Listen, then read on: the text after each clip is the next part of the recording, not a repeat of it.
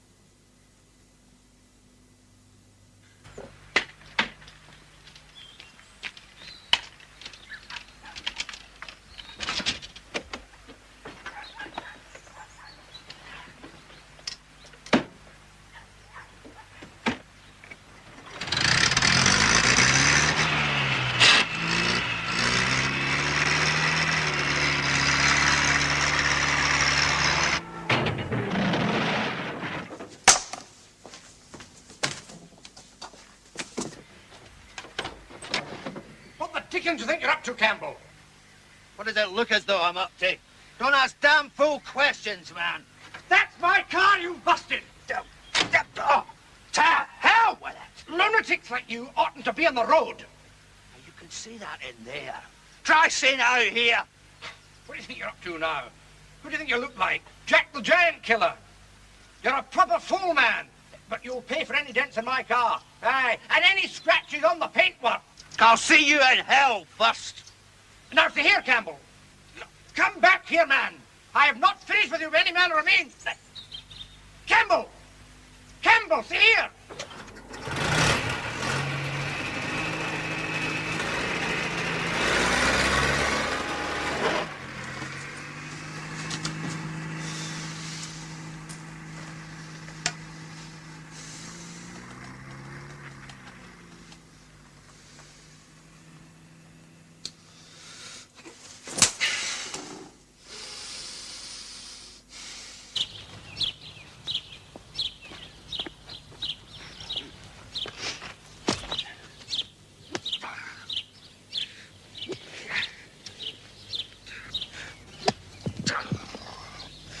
Digging your own grave, Campbell? Well, not be mine, I'll be digging. You know the committee's decision. The committee can go to the devil. You can't make decisions in my absence. You were invited to attend. And it didn't suit me to do so. That's your lookout. You're banned from this course. 4! 4! 4!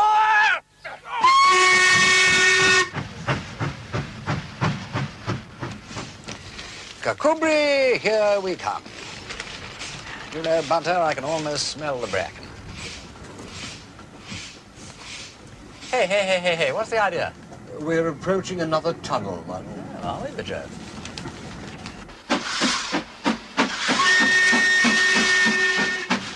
Oh, I say, nice timing. A combination of soot, smoke, and steam is, in my opinion, one of the disadvantages of traveling by locomotive. Now you come to mention it, Bunter, I'm inclined to agree. One sets out spotless and arrives besmirched. Precisely, my lord. I wonder what the answer is. Perhaps I should buy an aeroplane. My lord? Well, only one of those little gypsy moth things, don't you know? A journey like this would take no time at all. Can your lordship pilot an aeroplane? I don't know. I've never tried, but I could always learn. You don't seem very enthusiastic. It's not that I doubt your lordship's aptitude. I simply feel that though an aeroplane might be all right in an emergency, it has not yet reached a stage in its evolution where it might be considered completely reliable. Oh, you're probably right, Bunter. It was only a passing thought.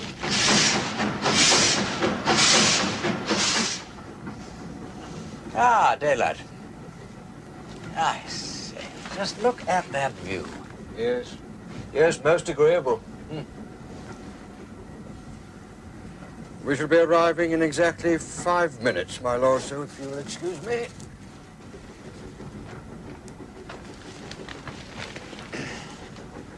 What on earth is that, Bunter?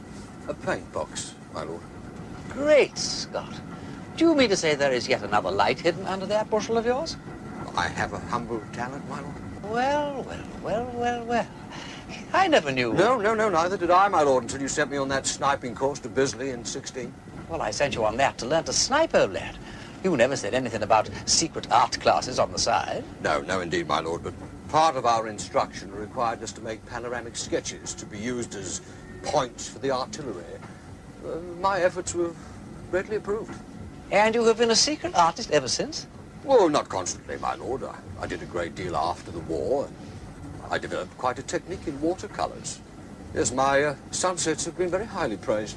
Of course, since entering your lordship's employment... My demand in nature has stifled your creative urge. Say no more, Bunter, say no more. No, my lord, it's never been more than a hobby. But when you mentioned that we were going on holiday to a place where people painted and fished and usually combined both, well, to put it plainly, I thought there would be no objection. None, my dear fellow, absolutely none.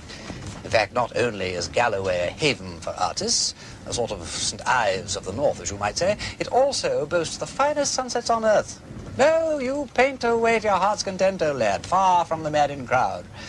And it is so peaceful, my dear chap, you have no idea. I gave due warning. I gave him no time to get clear. That's not due warning. I meant no harm. Meant no harm. You might have killed him. Well, I didn't succeed. You can't get rid of me that easily. Oh, no. It was you, Strachan, that drove me to fury. And that's your trouble, Campbell. You've this ungovernable temper. It's not normal. Me, not normal. You're a dangerous man to be at large, and if I were in Graham's shoes, the matter wouldn't be ending here. That's for certain. You can take that tone if you choose. There's still time to lay charges, and Garland and I can bear witness to what occurred. No, don't bother it. We'll just give the club a bad name. Oh, dear. Let him go. Very well, then, but heed me well, Campbell. After this performance, if you so much as show your face near the club or set a foot on those links, it'll be a matter for the police, and damn the public. Where's your pulpit, you mealy-mouthed hypocrites? God, you sound as wishy-washy as one of your stinking paintings. And the same goes for you two as well. Call yourself painters. You couldn't whitewash a bloody... That's enough, Campbell. Watch that dirty tongue of yours. Aye? You're safe enough here among your friends. I'm warning you, Strachan. Warning or threatening, Campbell. Take it any way you please. I just hope for your sake our paths don't cross on neutral territory. There are some awful lonely places round here. Now that is a threat, a very definite threat. And the same goes for you, you hairy wee monster.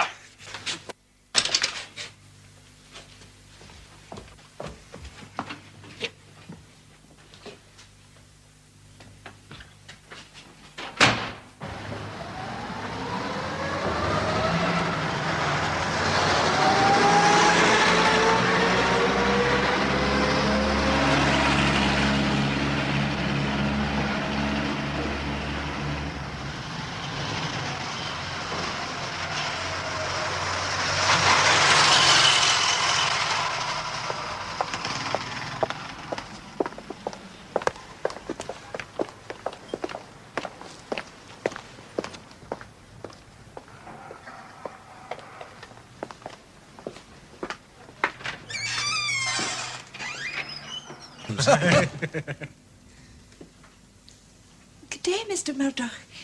Is your wife not in? There's no answer from the side door. Well, you see, she's away to her sister's for the day, Mrs. Smith-LeBegerard. It's the jumbo sale, you see. We're both on the committee. And how are you, Mr. Graham? Fine, thank you. Farron, old boy. Yes. Oh, Mr. Graham, I thought you had guests. Guests? Well, I've just seen Mr. Campbell's car parked outside your gate. Oh, that does it. By God, that does it! Have I said something wrong? I say, look here. Well, strike me, Pete. Well, I don't believe it. Mr. Bunter. Here of all places. My dear fellow. What a pleasure to see you here. They can't stand me. I'm an outcast, a wanderer on the face of the earth. Oh, Gilda, if you only knew... It's the loneliness. Poor Sandy, you're like a little boy. You think you can take on the whole world. That's what sets them against you. I can't help myself. It's my nature. If there'd been somebody like you in my life, Gilda, Wonderful woman. Not wonderful. Understanding, perhaps. Wonderfully understanding. You're so good, so pure. Does Farron know his good fortune? You and I are very happy together.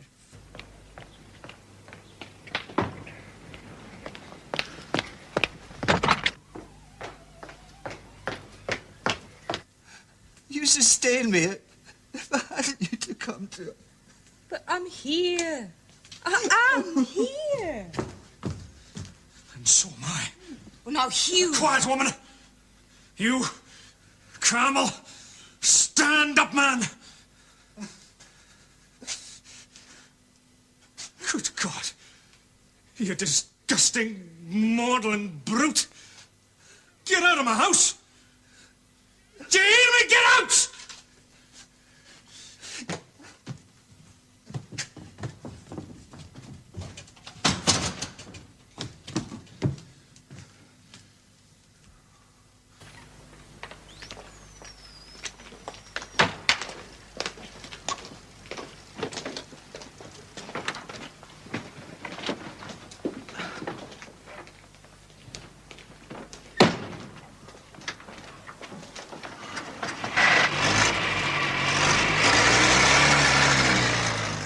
Yes, I must say Mr. Gowan keeps the finest cold sideboard in the district, and his cellar's not far behind.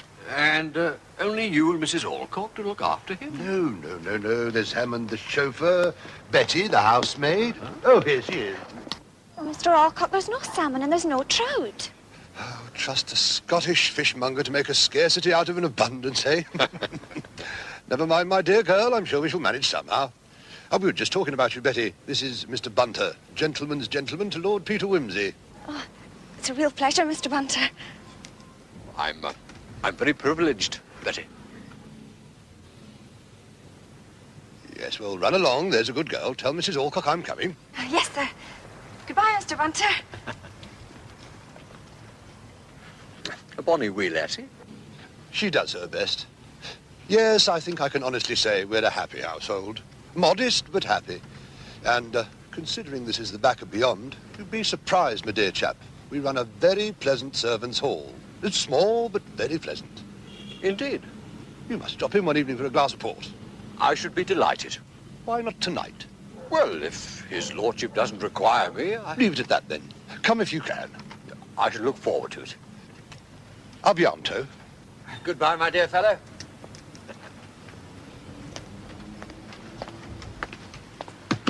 Come on, my man. Let's go.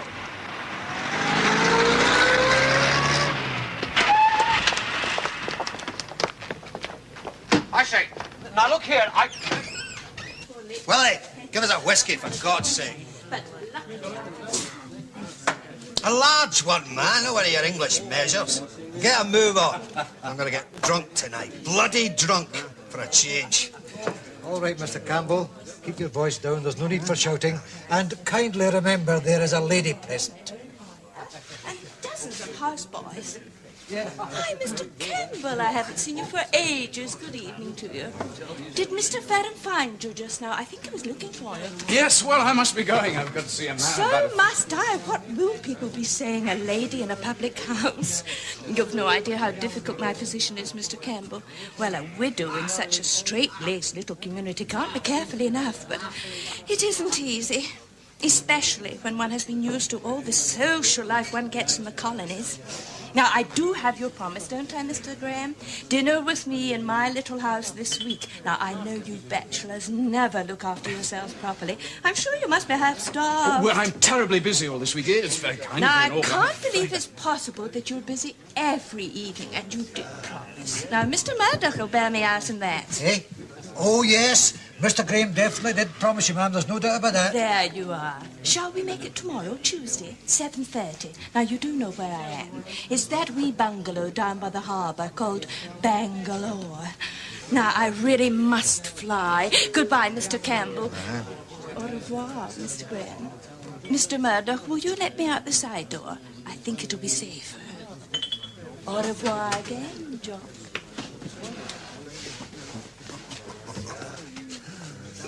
Au revoir, Jock. You poor starving wee bachelor. And I hope that golf ball didn't do you any permanent damage. You might not be asked back for second helpings. I think it's disgusting, taking advantage of a middle-aged woman like that. Fellow, your education ought to know better. Oh, chuck it, will you, Campbell, you great oaf. It's not very funny. It is not funny, definite. You know, there's a name for the likes of you. Gigolo. And that's what they call it, gigolo. Will you shut your filthy mouth? Otherwise I'll damn well shut it for you. Just remember what I said, Campbell. Chuck it. Well, bye-bye, Willie. Must dash. I'm off to do a spot of fishing in a certain pool I know of. You stay away from that part of the stream. That's mine! To hell. To hell with a lot of them.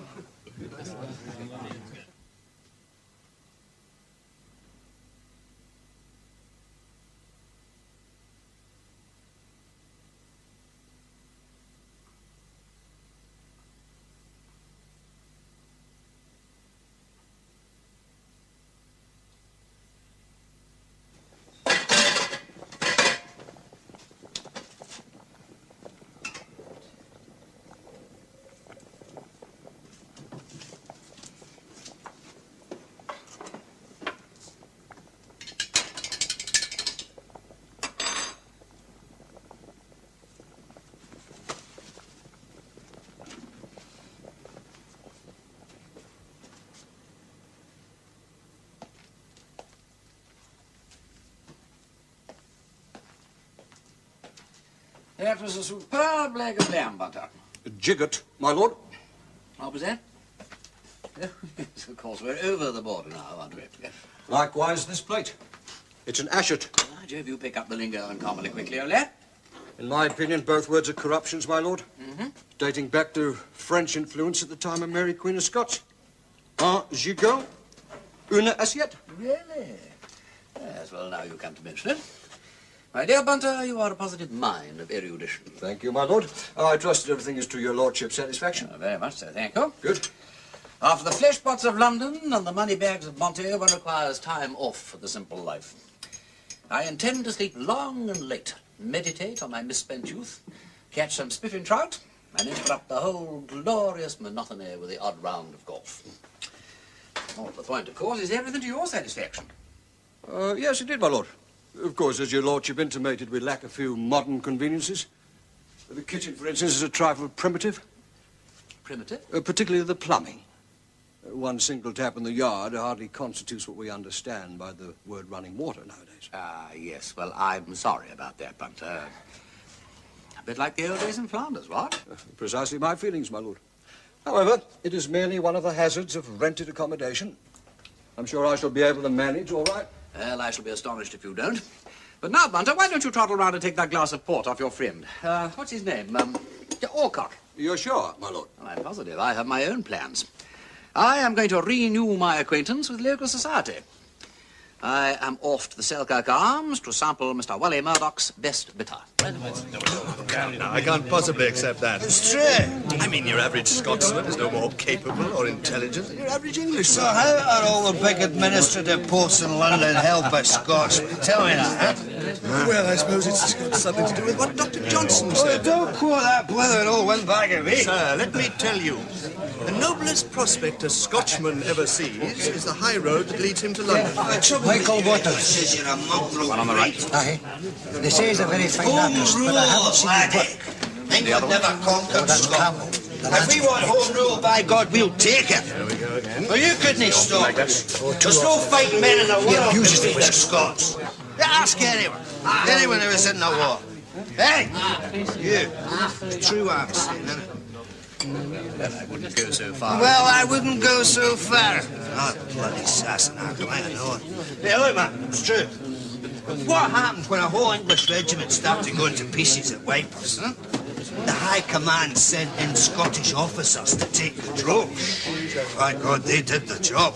They were ruthless, but they did it. Well, the trouble with you Scots is that you suffer from an ingrown sense of inferiority. Say that again. I'll make it simpler. When a man has to brag about his country the way you do, he's not concerned with anyone else. It's himself he's trying to convince. You sneering, south-born bastard.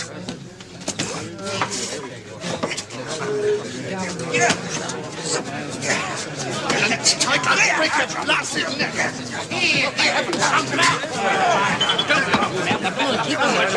Come away now. This is no way to behave. This ain't the League of Nations. A plague on both your houses. For heaven's sake, have a bit of sense. Chucked his blasted whiskey in my face. Now, it's a good whiskey, too. That's quite enough, Mr. Campbell. I won't have these disturbances in my bar. And you will be served no more tonight. I'm not staying. I'm not running away either. You'll find me if you want to. Now, just hold on. I'll get someone to give you a lift home. I've got my own car. Mr. Campbell, I don't think you should be driving your motor. Just try and stop me.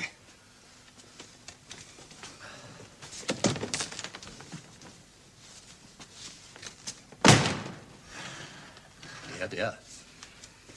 I'm sorry about that, Mr. Waters. Are you all right? Yes, I'm fine.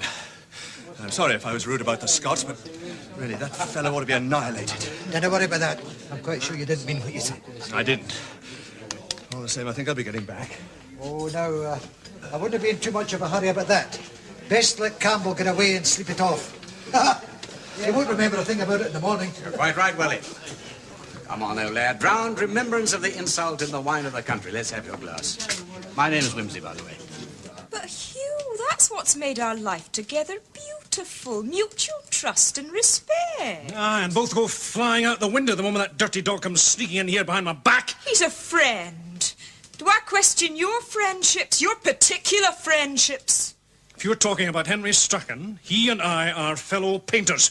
But you and Campbell have no such thing in common. Good God. You don't think he's coming around here for tea and scones, do you? There's only one thing he's you don't. after. How can you be so insensitive? Insensitive what Campbell's concerned. You're quite wrong. I pity him with all my heart. Aye, that's why he's counting on your pity. He'll pay on it for all he's worth in the end. Oh, forby. You can be awful stupid at times, letting him in like that. Oh, but he often I'll listen to no more! He'll not enter this house again. Hugh, what are you doing? I'm settling this once and for all. You're not thinking to go out and see him going now. to have it out with him Hugh! now. And what about Theron? Is he good? Oh, he's a fine painter. His work has great power. Not, of course, according to Mr. Campbell. As far as Campbell is concerned, there's only one painter of genius, and that's himself. Do you know, he actually had the nerve to get up at the Edinburgh Arts Club and attack Matthew Gowan. Is that high treason? Well, I suppose all of us a bit sensitive to criticism at times, even when it's honest. But what Campbell said was palpably untrue. He said that Gowan's work was sentimental. What did he say? Sentimental, anemic, and superficial. Well, I wouldn't have thought a man of Gowan's reputation would have given a hoot what Campbell said. Ah, yes, but you see, the Gazette made a story of it and printed what Campbell had said almost exactly. And when you label people's work like that, the public, who don't know, are apt to take it for gospel. And it's hard to hit back without seeming to defend oneself, what? Yeah, absolutely right. No, thank you. Anyway, they're not on speaking terms. What's your estimate of Campbell's own work? Well, he can use a knife, and at first sight, he's damned impressive. But the more you look, the shallower it gets. It's all tricks. I could knock off a perfectly good Campbell in half an hour. A commercial traveller. That's what Gowan calls him. A drunken commercial traveller. That's what he is. I can't stand the fellow at any price. Oh, really? I say, now, come on. Surely he can't be all that dreadful, eh, Willie? Oh, he's not a popular man, Campbell. He's a troublemaker, my lord. Troublemaker? He's behind every quarrel in Galloway. You know, what was that row over fishing rights, for instance? He'd still half kill Jock Graham if he could lay hands on him. I thought the river was free in these parts. Aye, but you see, Campbell believes that pool by his house belongs to him. And of course, as you well know, young Graham pays no heed to anyone. He will keep fishing the pool, and that's why they're at daggers drawn. In fact, they were at it earlier on this evening. But do you know what that blighter Campbell tried to do? What? He actually tried to duck Jock Graham in that wretched pool. Did he, by Jove? Aye, but he got a good ducking himself. And young Graham fishes the pool every night. I wouldn't be surprised if he's there now.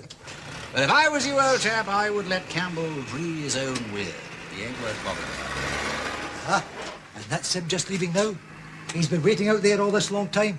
Oh, you did well to wait, Mr. Waters.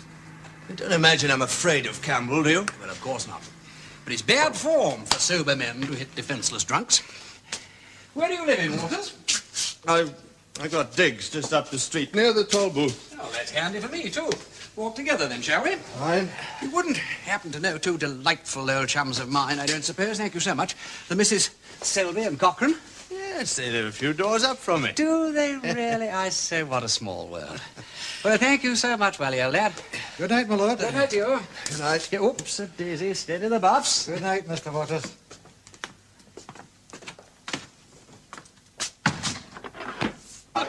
Good night.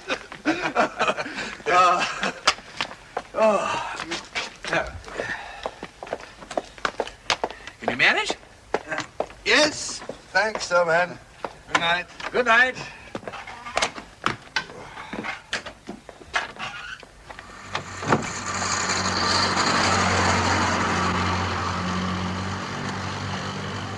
Hugh, is that you?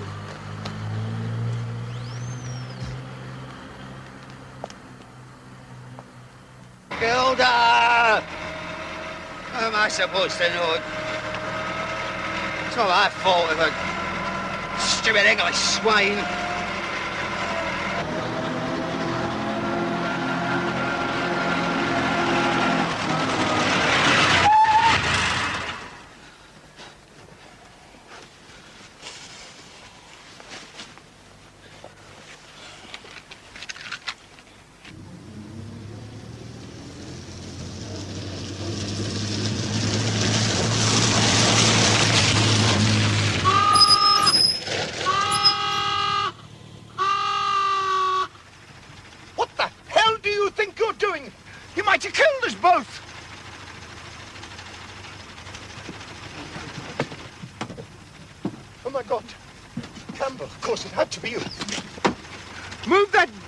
Out of the way and let me pass.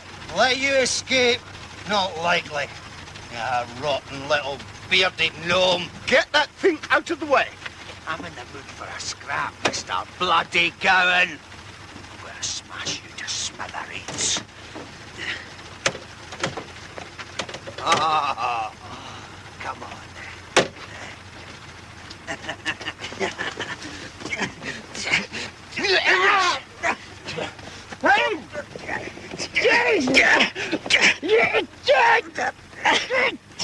Try to murder me, would you, eh?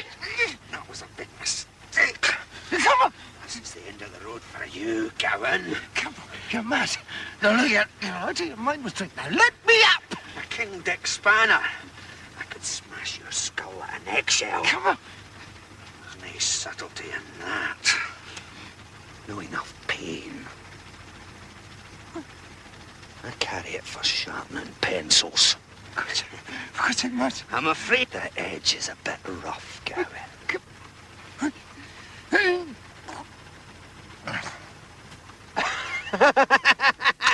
And there we had this extraordinary situation. Oh, thank you, my dear chap. His Grace the Duke of Denver, on trial for his life, in the House of Lords, with the defence lacking one vital piece of evidence. Which is what Lord Peter was seeking in New York. Yes, yes. I shall never forget the drama of his lordship's entrance before the bar of the house. 48 hours without sleep, utterly exhausted, but able to provide the evidence that saved his brother's life. Remarkable. I remember the whole case vividly, of course, but to hear it told from the inside, as it were. You've provided us with a rare privilege, Mr. Bunter. Calls to mind the time I was... Front door, Alfred. Whoever can that be at this time of night? Expect the master's forgotten his keys again. Excuse me, my dear chap. Of course, my dear fellow. Oh, do help yourself to the port, Mr. Bunter. Thank you, Mrs. Alcock. I've had ample sufficiency. However, may I do the honour for you? Well, I won't say no. Oh, don't tempt me, Mr. Bunter. I'm a wee bit tiddly already. Yes, please. I seem to remember from the newspaper reports. Weren't you involved in some sort of fracas at the time? Some fella tried to shoot you. Well, that's another story. Oh, do tell, Mr. Bunter. What is it, Alfred? Nothing, dear. Was it the master? No. Well, I'd better be getting along. It's still early, my dear chap. No. It's past my bedtime. His lordship's Bentley is due on the morning train. I have to be up bright and early to collect it.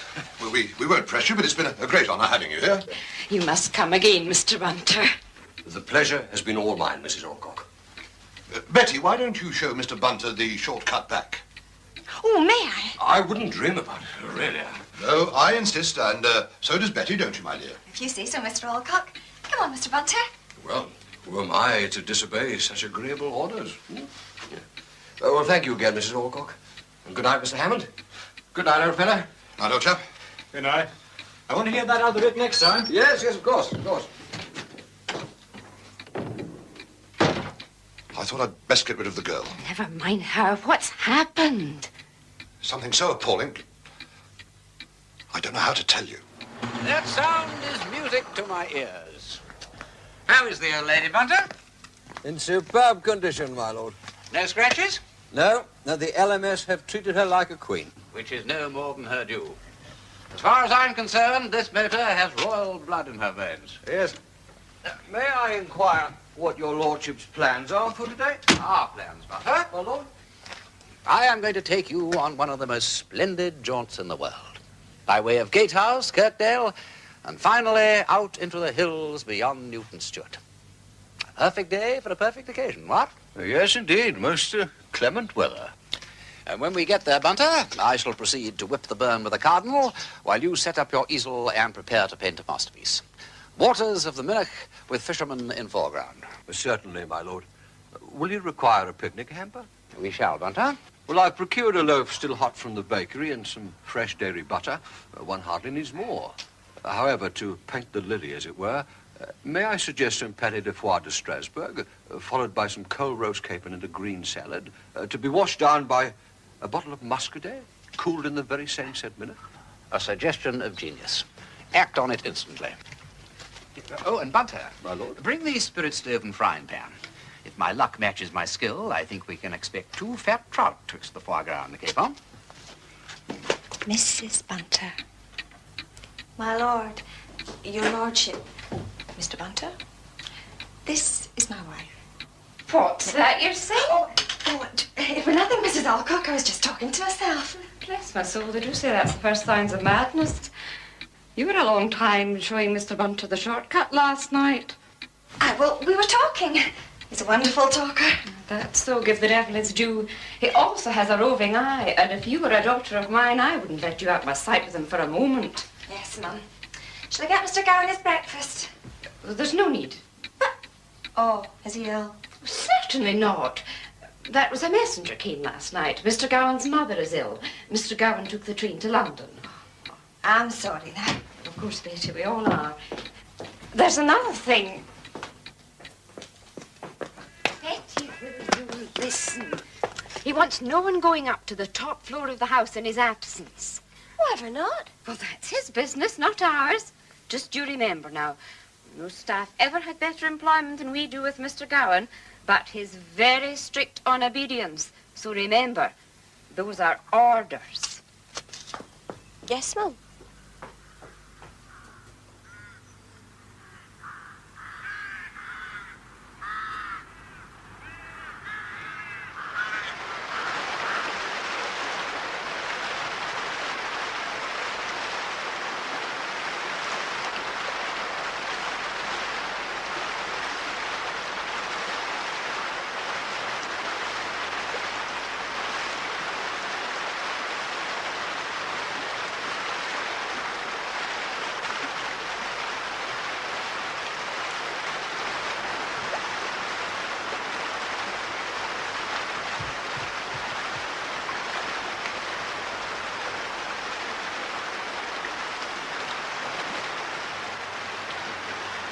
What did I tell you, Bunter?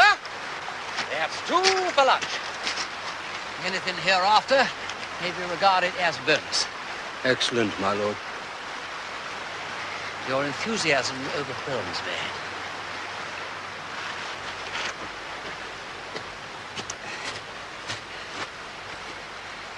I say, well, that's rather remarkable.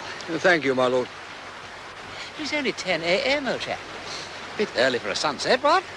It's what we call artistic license, my lord.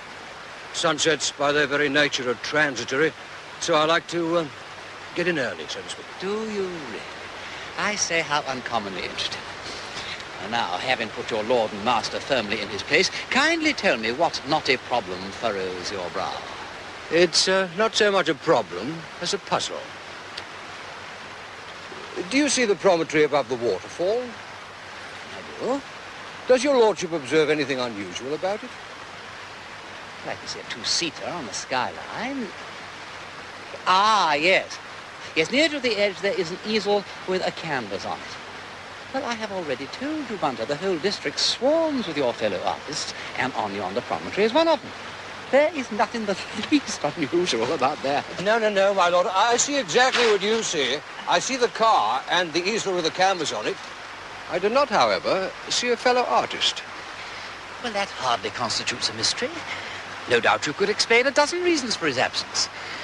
Most probably a call of nature. It's unlikely. It's over an hour since we arrived here, and I noticed that easel immediately. There's no sign of life near it. It is, I agree, rather odd. But not sufficiently so to warrant any interference on our part. Where are you going, Bunter? Oh, I'm not going to interfere, my lord. I do, however, intend to satisfy my curiosity. I can walk there and back in half an hour. No, Bunter. My lord?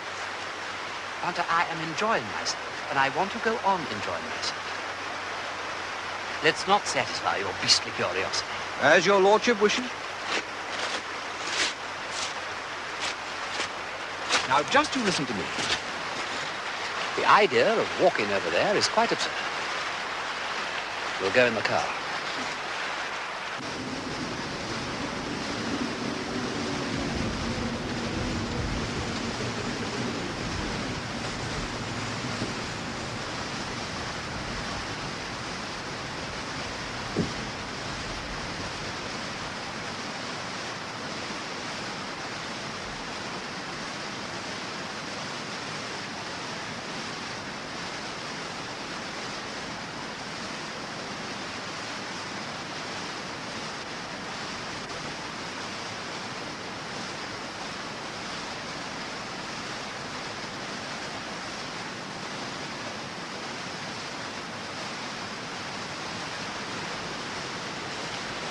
There. Not half bad. Careful, my lord.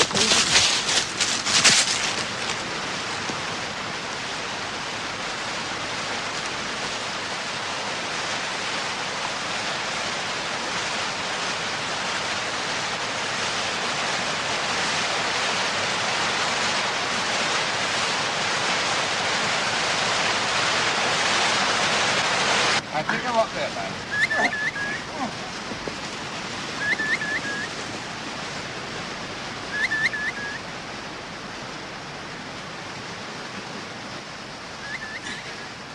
He's dead beyond a doubt. Has been these 12 hours, I'd say. The Rygar's well developed. But Dr. Cameron... I know, Sergeant. Obviously he was painting here this morning. Very well, there's a possibility that the coldness of the water brought on an early Rygar. Was he drowned? I haven't decided that yet. But in my opinion, and mind you, it's only my opinion, he was not. The bones in the temple are fractured, which incline me to say he got his death in falling.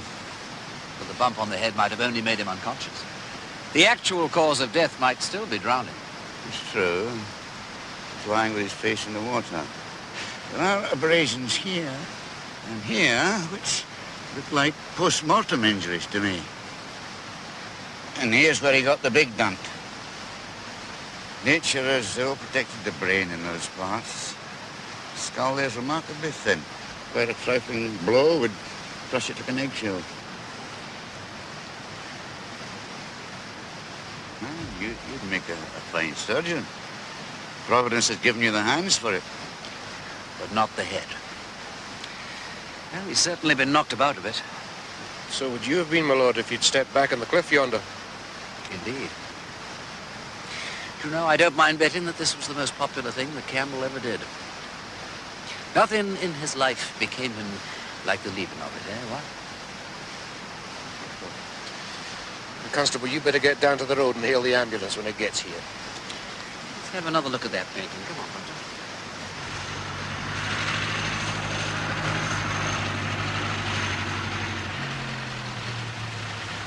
Yes, he certainly knew how to use the knife. I think that was just sour grapes on Waters' part. Waters, my lord? Another artist who spoke to me last night in somewhat disparaging tones about Campbell's technique.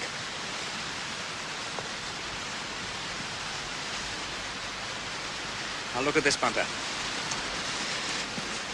A simple palette with two colors.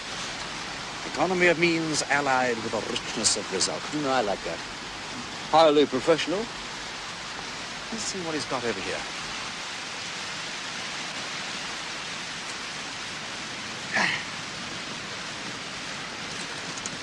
Now then. Brushes.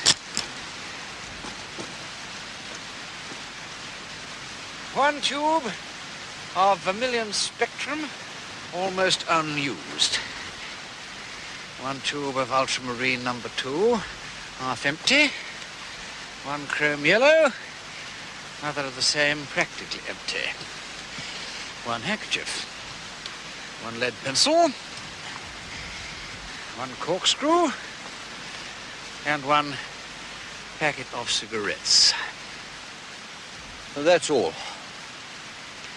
In that compartment, yes. Now then, let's see. One battered dipper.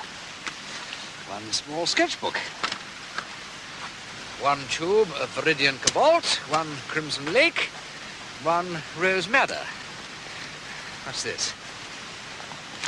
One Hardy's catalogue. One box of matches. One banana. 1/2 pound of lemon yellow. Partly used. And finally, one small bottle of Copal quick drying medium. Are there any pockets in this cloak? Not usually, my lord. Merely slits to enable the wearer to put his hands through to get to the pockets of his inner garments. I see. Or rather, I don't see. Ah, they've come for the body. Have they, Bajove? Sergeant Diel! Aye, my lord. Before they take him away, do you mind if I sort through his pockets? It's already done. Oh, good man. Have you itemized the contents? Aye. That's everything he had on him. Everything? Aye, my lord. How very strange. Can they take him away now? Yes, of course. That's all right then, lads.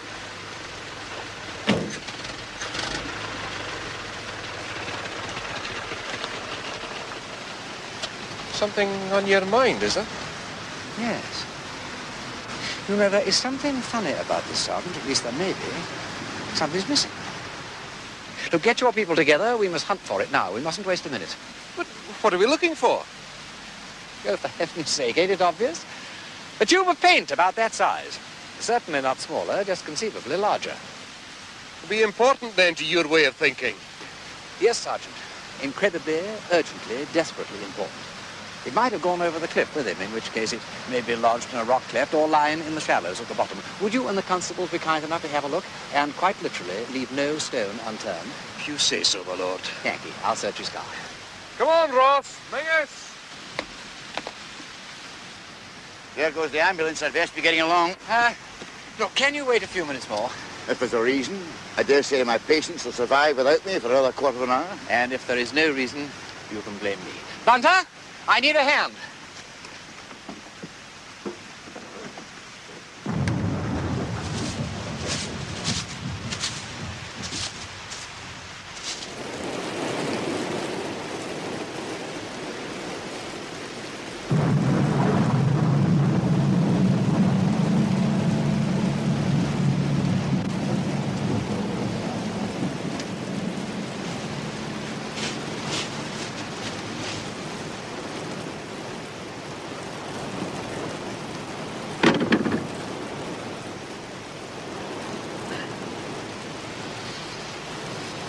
Tar.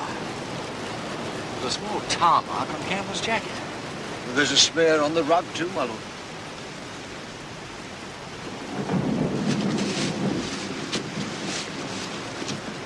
Any luck? Well, we've scoured the cliff face and searched the shallows. Didn't he go over with him, that's certain. It's too big to miss. We've drawn a blank here, too. Dr. Cameron, how often in your experience have you known cold water produce an early rigor? Not in my experience. I only know it's a possibility. And in the circumstances, I was forced to the conclusion... Yes, well, I do not submit to force. If that tube of paint had turned up, I could have believed in the notion of Campbell stepping backwards over that cliff. I could have believed, however unlikely, in an early rigor. And I could have believed in that painting. But no tube of paint. Therefore, Dr. Cameron was right in his original estimate. Campbell died at about midnight. And that picture ain't telling the truth. But it's still wet. That is why it ain't telling the truth. I'm sorry, Sergeant, but you must go to your coroner. Who, my lord? My mistake, you don't keep him in these parts, do you? Your procurator fiscal. And tell him that Mr. Campbell has been murdered.